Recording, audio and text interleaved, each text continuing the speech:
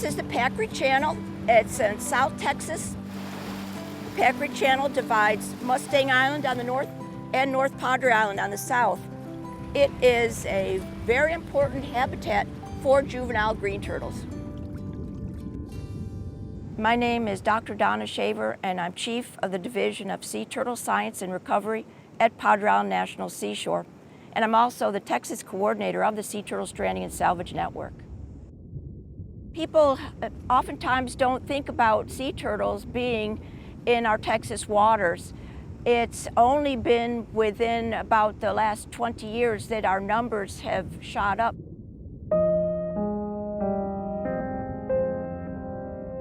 The green turtle was once commercially exploited in Texas.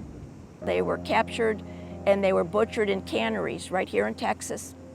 The good news is, though, that the green turtle is rebounding in Texas, but we've got a moving target here, greatly increasing numbers of green turtles being found stranded in Texas each year. Oh, I hope we can find this turtle, Mac. Call said just a while south of the... Thank goodness somebody called it in. Dr. Shaver and marine biologist Mac Pervin are responsible for rescuing sea turtles on South Texas beaches, and they've been busier than ever. The Packery is, of course, like a great place for fishing and recreation. We'll get a lot of entangled turtles. These jetty rocks, they're perfect. They're covered in algae. The turtles like to eat the algae off of them. They'll get stuck in the sea rocks themselves. So that's the two main sources of strandings we're getting. Right in there. Get this done quick. The water's coming in. Be careful. Yeah, here it is. Did we get it in time? Is it alive? It's deceased, unfortunately. We've had record-breaking months of strandings since May, June, July, August. We've broken every record. In a normal summer, though, it's generally a slower time for our green turtle strandings. This year, with the huge influx, people aren't used to seeing this many turtles. We weren't used to seeing this many turtles. So it's vital that Texans know that sea turtles are all threatened or endangered species. We had to embark on a very intense educational effort. It was all hands on deck, fire alarm. We had to get out here quickly to initiate efforts. We had to get together pamphlets, educational materials. We've been posting signage that lets people know not to, touch the turtles or harass them anyway. If you see any turtles in distress, give us a call. We sent down volunteers and Park Service representatives, and we talked to the public out here. If I could give this to you, Yes, ma'am. if you see anything, please give us a call. We appreciate your help. Thanks so much. Thank you. Have a good morning. I come out in the morning or on the weekends and I walk up and down the Packery Channel jetty on the south side looking for stranded turtles. Now finding more and more fishing line where it's been improperly disposed of. This all creates a hazard for our turtles. Sometimes I have to cut the line. In the past, you would come down on low tide. You may see a few, but you didn't see that many. This year, you can look every 10 feet and you may see 10, 20 green sea turtles. Any sea turtle that's on the beach generally has something wrong with it. Those ones are important to call us, collect, and bring over to rehabs.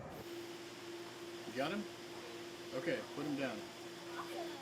Rehab partners like the Texas State Aquarium in Corpus Christi, Texas, work with Dr. Shaver's team to make sure rescued turtles are healthy before they're released back into safe waters.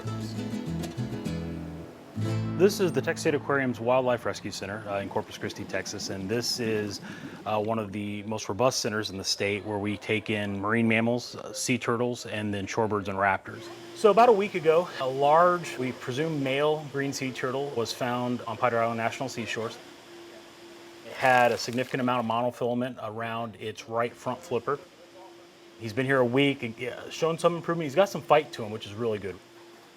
I think prognosis is guarded, whether or not we'll be able to keep that flipper intact or if we'll have to amputate it. The good news is, even with that flipper being amputated, that turtle will most likely still be a candidate for release.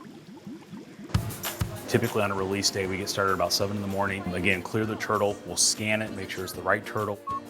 We then transport it to wherever it's going in a conditioned vehicle. If it's in the winter, we kind of try to keep the vehicle at the same temperature as the water so that the animal isn't shocked when we get to the location. Amy, smile. Okay. From there, they will be transferred to a boat. We go try to find a place that's nice and calm that has a lot of algae for the green sea turtles to eat. Once we find that location, we've got some kind of secret locations where that really works out well. We'll just release them from there.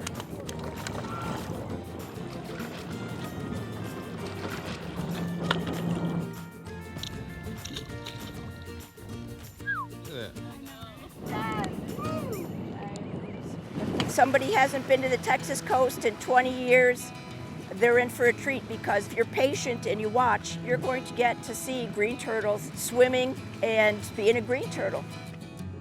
Enjoy the beautiful resource that we have of having a natural aquarium of green sea turtles swimming and enjoying our South Texas waters. They can do it safely. We can have a balance of people and turtles inhabiting this earth, but it requires education and some careful actions with our citizens.